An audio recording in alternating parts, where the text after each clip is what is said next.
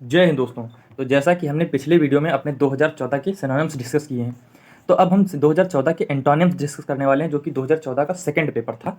तो उसकी बात करेंगे। देखो यहाँ पर एंटोनिम्स है और ये हम डिस्कस करने वाले हैं। तो अगर आपको जरा सा भी संदेह होता है तो आप जाकर के यूपीएससी सर्च करिएगा गूगल पे और तुरंत वहाँ पे आपको खुल के आ जाएगी। तो वेबसाइट पर क्लिक करेंगे तो जैसे नीचे स्क्रॉल करेंगे तो आपको एक ऑप्शन मिलेगा previous year question paper.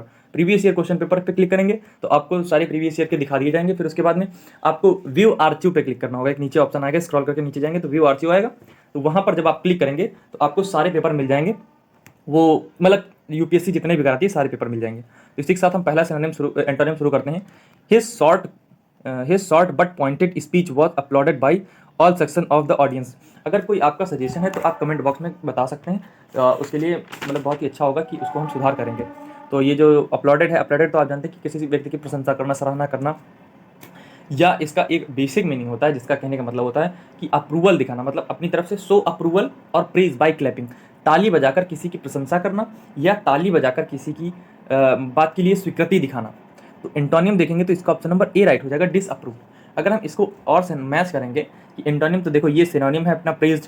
Misunderstood यानी जो समझ ही में नहीं आया, मतलब गलती होगी समझने में जिसको। वेलकम मतलब स्वागत करना। तो वेलकम तो एक पॉजिटिव वर्ड है, प्रेज भी पॉजिटिव वर्ड है। बस ये जो दोनों ये जो ऊपर वाले हैं ये थोड़े निगेटिव वर्ड हैं।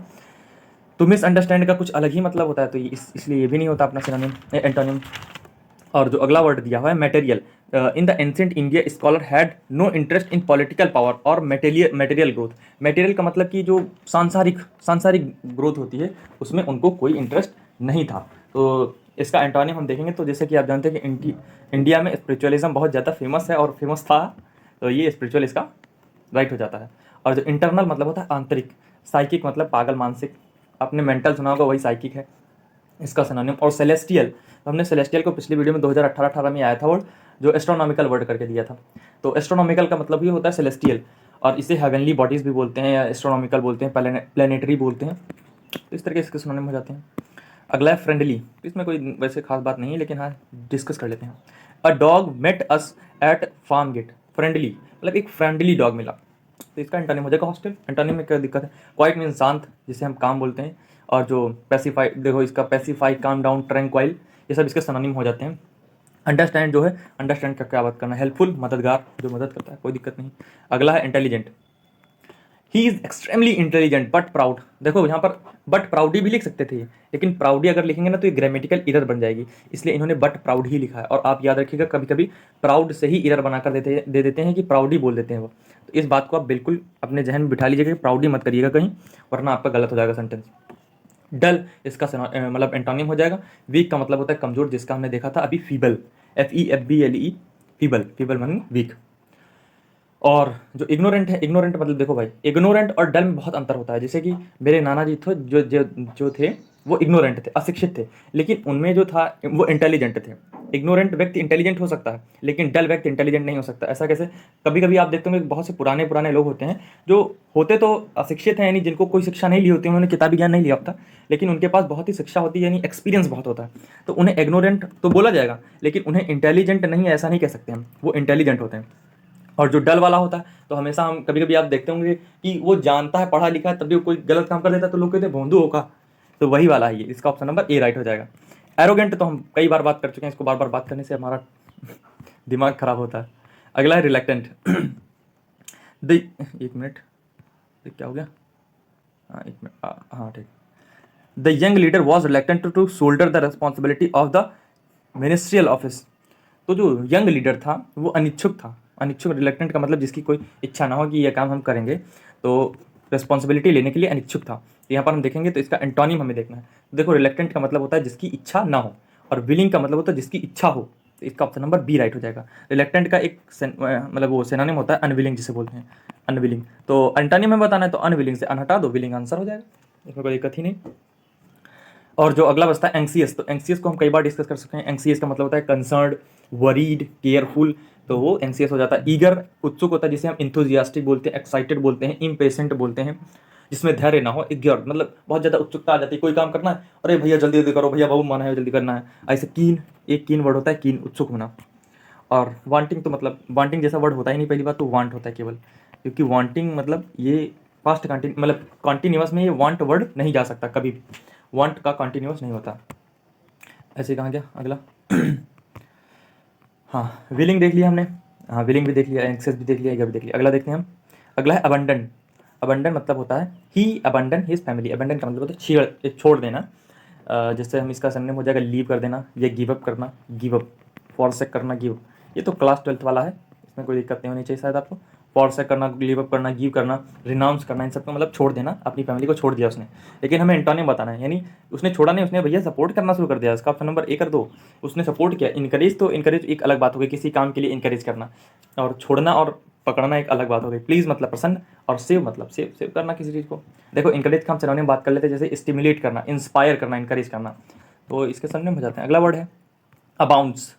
तो history abounds in instance of courage. देखो हिस्ट्री के पास जो करेज है उसके उदाहरण की कमी नहीं। इंस्टेंस मीन्स होता है उदाहरण, इंस्टेंस मीन्स उदाहरण होता है, इसी से हम हिंदी में बोलते हैं, मतलब अंग्रेजी वाला एग्जाम्पल, तो उसे इंस्टेंस बोलते हैं। तो अबाउंड्स मतलब जो हिस्ट्री है वो भरी हुई है, किससे? उदाहरणों से भरी हुई है। तो इसका हम सिनोनिम देखेंगे अगर, तो होता है सफिशिएंट। सफिशिएंट। अगर आपको मेरे पढ़ाने के तरीके में कोई गड़बड़ लगती हो तो आप कमेंट बॉक्स में उसका सजेशन दे सकते हैं, तो उसको जरूर ही सुधार किया जाएगा। और अगला है अबाउंड, जैसे कि हमने बात कर ली सफिशिएंट, एनफ, इसके सिनोनिम होता है प्लेंटी हो जाता है, अबंडेंट हो जाता है। एक वर्ड है कॉपियस, COPIOUS, कॉपियस, ये अच्छा है। और एक एम्पल, ये तो क्लास 12th वाला एम्पल है। एम्पल मिगरी आपने पढ़ा होगा एंटोनिम सिनोनिम में, तो एम्पल वाला ये एम्पल आ गया। और बाउंटीफुल, तो इसका हम देख लेते हैं। एंटोनियम देखना है। देखो एंटोनियम हमारा लैक हो जाएगा, जहाँ पर कमी हो। सफिशियस मतलब देखो सफिशिएंट है एकदम, कोई दिक्कत नहीं। फेल्स मतलब जो फेल हो जाता है, और साइन मतलब चमकता है। फेल का एक फेलियर हो जाता है, ऐसे ही फियास्को होता है। फियास्को, फियास्को वर्ड होता है, FIASCO, फियास्को। फियास्को का मतलब होता है फेलियर। अगला वर्ड हम देखते हैं अपना। अगला है adversity. Adversity teaches man to humble and self reliant. जो मुसीबत होती है इंसान को विनम्रता और स्वनिर्भरता सिखाती है। आत्मनिर्भरता सिखाती है, स्व नहीं, आत्मनिर्भरता सिखाती है। सेल्फ रिलायंट इंडिया मूवमेंट चल रहा है ना, तो वही सेल्फ रिलायंट का मतलब होता है आत्मनिर्भर। तो सिंसियरिटी का मतलब तो आप जानते हैं कि सिंसियर बच्चे चाहिए मुझे इस क्लास में, टीचर बोलते हैं हमेशा। एनिमोजिटी, इसका मतलब होता है एनिमिटी यानी शत्रुता। एनिमिटी, एनिमिटी।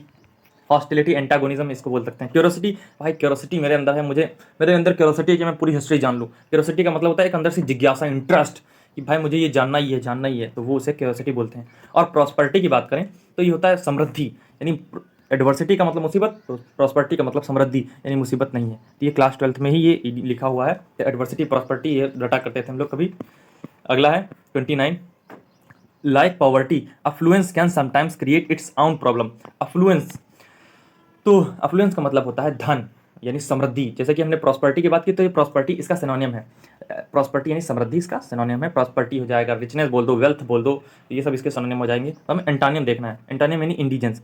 इंडिजेंस का मतलब होता है किसी चीज़ की कमी होना, किसी चीज़ की कमी होना। और ये जो ऑप्यूलेंस है, ऑप्यूलेंस का मतलब होता है प्लेंटी, किसी चीज़ की प्रचुर मात्रा उपस्थित होना, या उसे हम सुपर अबंडेंस यानी बहुत ज़्यादा मात्रा में है।